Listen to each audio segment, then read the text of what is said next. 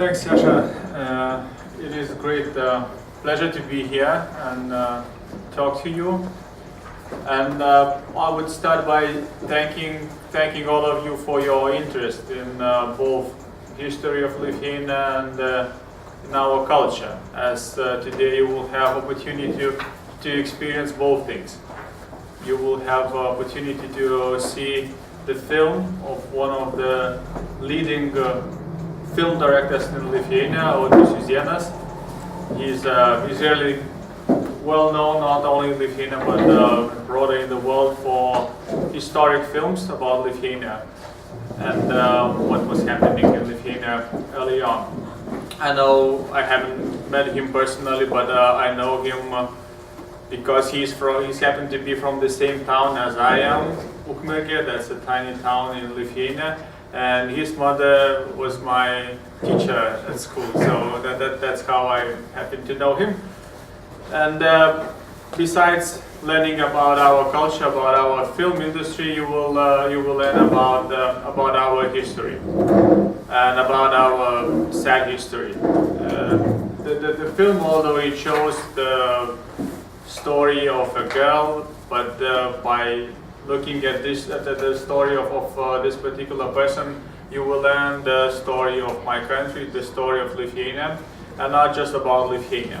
The deportations that will be shown there in the film, that's for those of you who are not so familiar with that part of the world and with the history of not just Lithuania but generally of that region and particularly of Russia.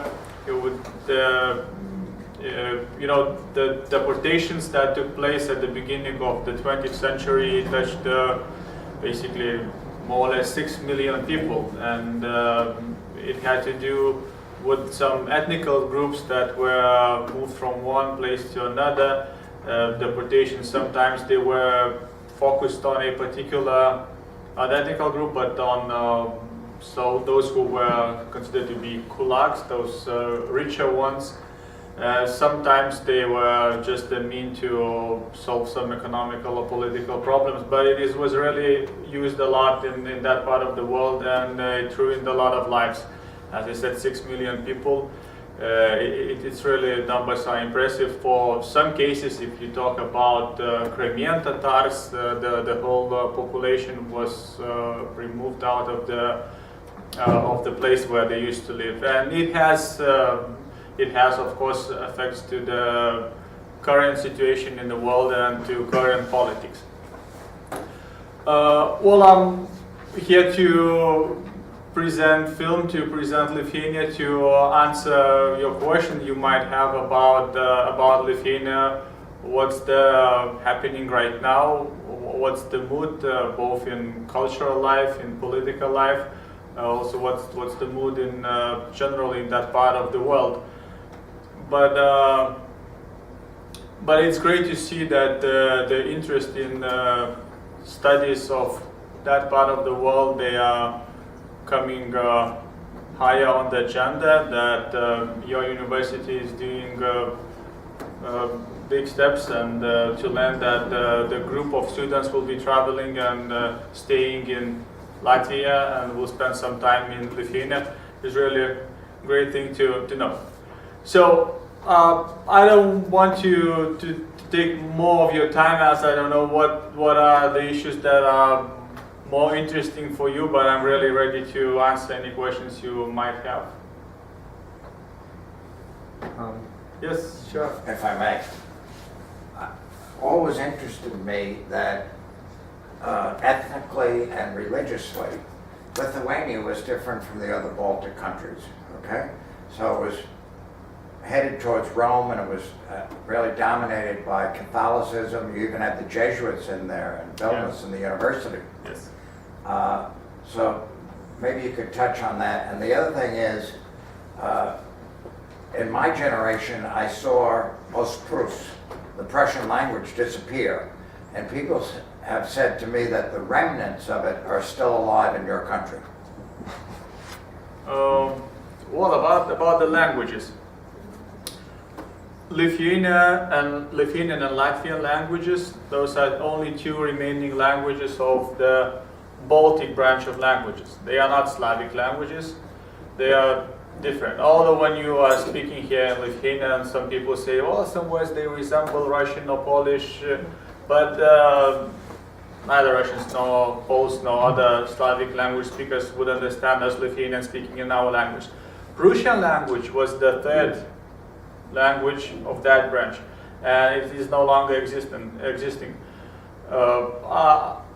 You know, it is very possible that in Lithuania you could find as close language as the one was there in Prussia at the time, but I don't know anyone who would be speaking, or that you would have any groups that would meet and speak in Prussian language.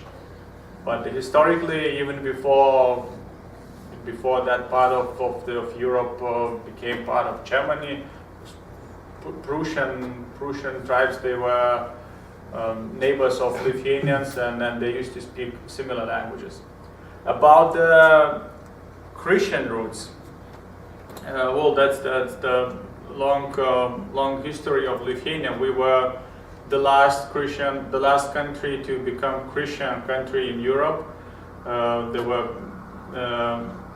pagan country. They were, as Prussians, we were sort of standing there and resisting the influence from the Western Europe, and at the same time fighting against the influence from the East, from what was then Russia.